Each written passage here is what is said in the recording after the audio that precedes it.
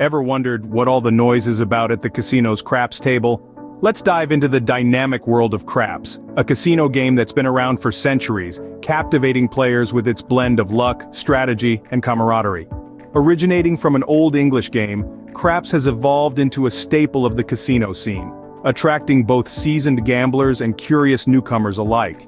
It's not just the possibility of winning big that makes craps popular, it's the energy, the buzz, the collective excitement that fills the air each time the dice roll.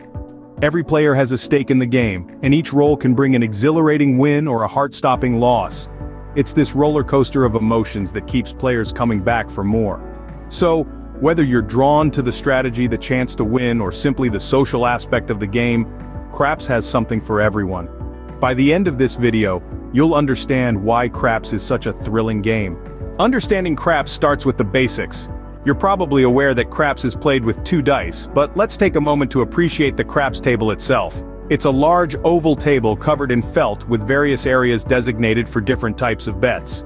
This table is not just for decoration, it's your battlefield, your canvas, your stage. Now, let's talk about the star of the show, the shooter. The shooter is the person who rolls the dice. The game begins when the shooter makes what's known as a come-out roll. This is the first roll of the dice and the start of a new round. The shooter's goal? Roll a 7 or an 11. If they do, everyone who bet on the pass line wins.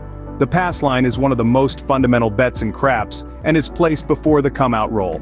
But what if the shooter rolls a 2, 3, or 12, also known as craps? Well, that's where the don't pass line comes into play. If you bet on the don't pass line, you're essentially betting against the shooter. If they roll craps, you win. If they roll a 7 or an 11, you lose. It's as simple as that. But the game doesn't end there. If the shooter rolls any other number, that number becomes the point. The shooter will then continue to roll until they either roll the point number again, in which case the pass line wins, or they roll a 7, in which case the don't pass line wins. That's the essence of craps. It's a game of rounds, of shooters and points, of 7s and 11s, and of pass and don't pass lines. It's a game of chance, but also a game of strategy, where understanding the basics can give you a significant edge. Now that you have a grasp on the basics, it's time to delve deeper into the game. Ready to take your craps game to the next level? The beauty of craps lies in its complexity. There's a multitude of bets you can make, each with its own odds and payouts. Let's dive into some of the more advanced bets, shall we? First up, we have the come bet. This bet can be made after a point has been established. The rules are similar to a pass line bet. If the next roll is a 7 or 11, you win. If it's a 2, 3, or 12, you lose. Any other number becomes your own new point, and if it's rolled before a 7, you win. Next we have the don't come bet. This is essentially the opposite of the come bet. After a point is established, you win if a 2 or 3 is rolled, lose if a 7 or 11 comes up, and push on a 12. Any other number becomes your point, and you win if a 7 is rolled before your point. Lastly, let's talk about place bets. Place bets are made on individual numbers, 4, 5, 6, 8, 9, or 10. If your chosen number rolls before a 7, you win. The payout varies depending on the number. For instance, if you bet on 4 or 10, the payout is 9-5. For 5 or 9, it's 7-5. And for 6 or 8, it's 7-6. So, to recap, come bets are like pass line bets, but can be made after a point is established. Don't come bets are the opposite of come bets, and place bets are made on specific numbers with varying payouts. These advanced bets add an extra layer of excitement to the game, and understanding them can significantly improve your chances of success. But remember, the house always has an edge. The key is to manage your money wisely and know when to walk away. Now that you're familiar with the advanced bets, it's time to discuss some strategies. Craps isn't just about luck, there's strategy involved too. That's right, folks. While it's true that craps is a game of chance, there's no denying that a well-planned strategy can significantly improve your odds. Let's delve into some popular craps strategies, starting with the Iron Cross. This strategy involves making several bets to cover a wide range of possible outcomes. The concept is simple. After the come-out roll, you place a field bet and also bet on the 5, 6, and 8. This way, you're betting on every number except the dreaded 7. The idea is that you'll win on every roll until a 7 is rolled. Of course, this strategy is not without its risks. The house edge is higher on the field bet, so when the 7 does eventually rear its head, it can be a costly blow. Another popular strategy is the martingale, a betting system that originated in 18th century France.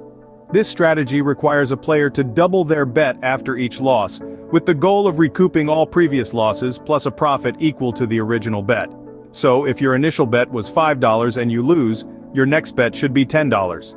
If you lose again, bet $20 and so on. The martingale strategy can be effective, but it requires a substantial bankroll and the guts to keep doubling your bet after a loss. Remember, no strategy is foolproof.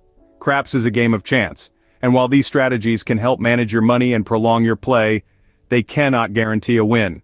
The best advice is to set a budget, stick to it, and never chase your losses. And one more thing, always keep in mind that craps is a social game. So, while you're strategizing and placing your bets, don't forget to have fun and enjoy the camaraderie at the table. With these strategies under your belt, you're well on your way to becoming a craps master. Craps is a social game, and like any social game, there's etiquette involved. Just like you wouldn't put your feet on the table at a fancy dinner party, there are certain behaviors expected of you at the craps table. But don't worry, we've got you covered with the do's and don'ts of craps etiquette. Let's start with the dice. As exciting as it can be to have them in your hands, remember to handle them with care. Roll them, don't throw them, and certainly don't launch them off the table. Also use one hand to roll the dice, as using both hands is considered a no-no. Now on to placing bets. Be clear and precise when declaring your bets. Don't toss your chips into the betting area. Instead, place them on the table and announce your bet to the dealer. They'll do the rest. And remember, once the shooter is ready to roll, keep your hands out of the betting area. The last thing you want is to disrupt a good roll. Interacting with the dealer and other players is also a key part of craps etiquette. Be polite and respectful. The dealers are there to ensure a smooth game, so don't argue with them over the rules or payouts. And as for your fellow players, cheer for their wins and avoid gloating over your own. After all, craps is a game of camaraderie, a shared thrill of the roll. A few more tips to keep in mind. Refrain from using your phone at the table, don't discuss the hand that's being played, and always tip your dealer, especially if you're on a winning streak. They'll appreciate the gesture. While these rules might seem like a lot to remember, they'll soon become second nature.